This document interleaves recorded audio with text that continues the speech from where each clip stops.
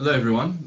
Today we are talking about king safety in terms of concrete lines, and this means that not just king safety in terms of general positional play, but king safety when you can really figure out whether your opponent can get your king. And this idea can really get you to play more aggressive chess and really get to your opponent's king much quicker. And we'll see, we'll look at this game as an example thereof. And this is between the very strong Azerbaijani Grandmaster Gadir Guseinov and Henry Mohamed Steel, our very own South African, in 2010 at the World Chess Olympiad. And we have another Sicilian with the E6 French. Go look at yesterday's video because it follows pretty much the same line, and I explain a bit of the Queen C7 Bastikov and what happens after Knight B5. So in this game we have a quiet move I mentioned in the line G3 and A6, keeping that knight out, bishop G2, fianchettoing, and castles. We have the move Knight B3, and I found this quite instructional, just keeping some tension, not trading down this knight that could potentially be useful, and not putting it on the square F3 so that you have the F4 push later on in the game. We have Knight F6, and now F4, as was planned. Bishop E7, preparing to castle, Bishop E3, just shutting out that diagonal and getting that bishop active. And now the move B5, attacking the queen side, and A3. And okay, I've highlighted a lot of squares, but what's important here is that white's king has actually got quite a lot of room around it. So black is actually pretty safe in the center, and positionally, you can go calculate that none of the pawn advances seem to yield any results yet for white, and something like rook C8 or rook B8 seems to be mainline, and trying to go H5 then is quite a key idea from black, trying open this king that hasn't castled. Instead, Steel goes for castling straight, and he's kind of inviting this move G4.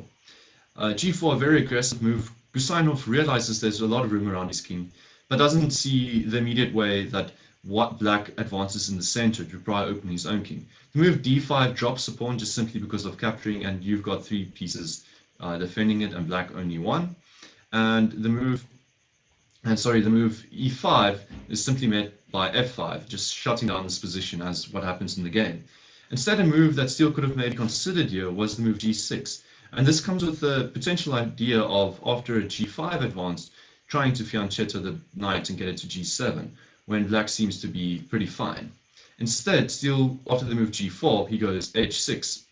And maybe he wasn't keen on the G6 idea because he felt that his bishop needs to be on G7. It needs to be on fianchettoed before you do something like this.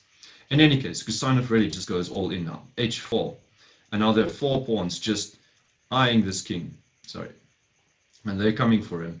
And all of them, for the time being, are defended. The one that isn't defended on H4 isn't attacked, so it's all fine. E5. Going for that center. And this was a second moment that maybe G6 was a bit better, trying to just use these same ideas of getting your knight to H5.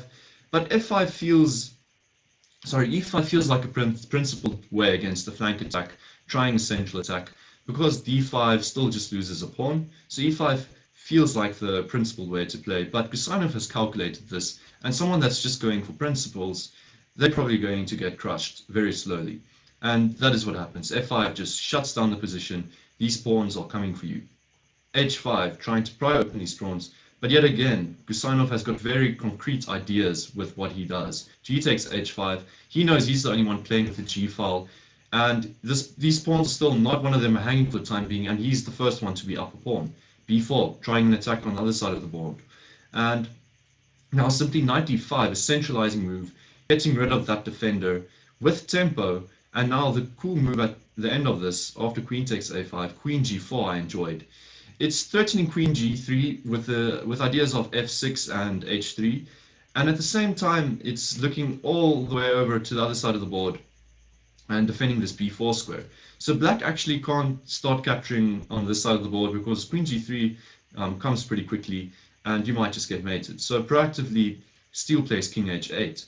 But now the move a takes b4. This queen is brilliantly placed, now defending the pawn on b4, hitting that queen back to c7 and now just c3. Now you can start attacking slowly. Your pawns have won a lot of space, and the move queen d8 is just another move from the queen. I don't know why Steel didn't go there initially. Maybe he thought he had an attack on the c file, but then after just the slow continuation from Guseinov, he realized there was nothing.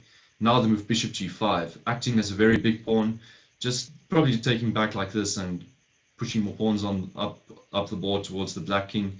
And you really don't want to capture that bishop, so just bishop f6, keeping that tension.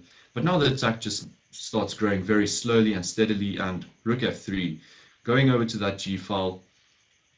Black tries rook g8, just defensive, and now we can realize that white has got a very active position. He's playing forwards, black needs to defend. Black's already down 2 pawns also, so going for the endgame and trading down doesn't even seem like such a good option. And there aren't really such options in these games. Black has got control, full positional control on the king side. a5, try and play on the queen side, because what to do with that last rook on the queen side? You need to do something with it. Rook g3, playing on that g file. Rook a4, just simply met by b4. Rook a3, and now h6. This king is getting shot at. So Steel tries a concrete way of just shutting down the position, but this intermezzo check makes sure that this king doesn't have pawns in front of it, and now only h takes g5. And we see that this rook was placed here at the right time. Now the g5 pawn is defended. And it doesn't really matter what Steel plays now. The computer prefers white so much that he says it's +3 already. So the move the computer suggests is king g8. But now white can just simply play very slowly. He can go queen f3. And even if black finds some kind of play, rook h7 check is never a possibility because of rook h3, and white doesn't even need this rook because of the move g6 coming. And you really need to realize what a huge threat g6 is for black. If he doesn't, if he just continues and he captures, white doesn't even need to recapture his own bishop. He can just go queen f8 checkmate.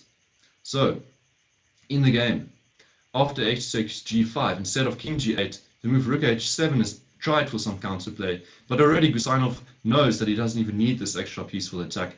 It's more important to get this king open and get those pawns rolling.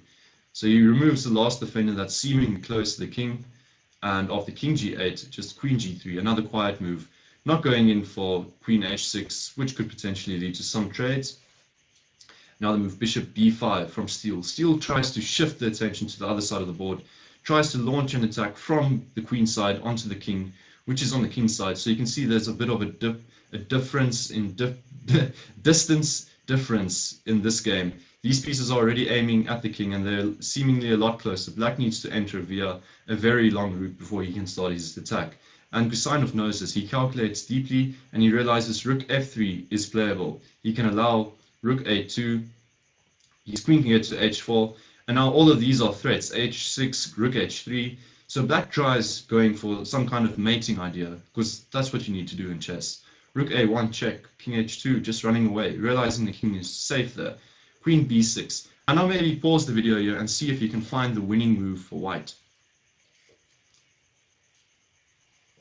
Okay, if you had gone f6, you had unfortunately just lost the game for white because of this line. Queen g1 check, and king h3 or king g3 first can be met by similar ideas, bishop d7 check, and now this very tricky check on e1, which basically forces your king to safeguard the queen. Moving the king is going to drop the queen with check, so you need to go rook f2, and now black has got the resource of rook a2, and white's queen is just cut off from defending this rook. Capturing the rook comes with check. Trying queen h6 with this checkmate idea just runs into checkmate yourself. There's no escaping this. This comes with check and checkmate. It's game over. So you can't go f6 immediately because of this idea. If you had gone rook h3, you had probably just drawn the game because of queen g1 and this perpetual. White never wants to make any kind of progress because this would just allow the bishop in, and in some lines just losing the queen as well. You might still be lucky against some opponents. They might trade queens, but you're probably just lost here as white against Henry Steel. So in the game, if you had not done rook h3 or f6, if you had gone g6 like Guseinov had, you had won the game. g6 just uses this threat of h7 to f7 checkmate, and now the point is quite similar to the previous line we were looking at after check. White can still go king h3 even. The point is that even if black trades now checks you here, the check on e1 doesn't work because of rook f2, and now white has the tempos to play with. You going rook a2 is just going to walk into mate, so there's not much to do.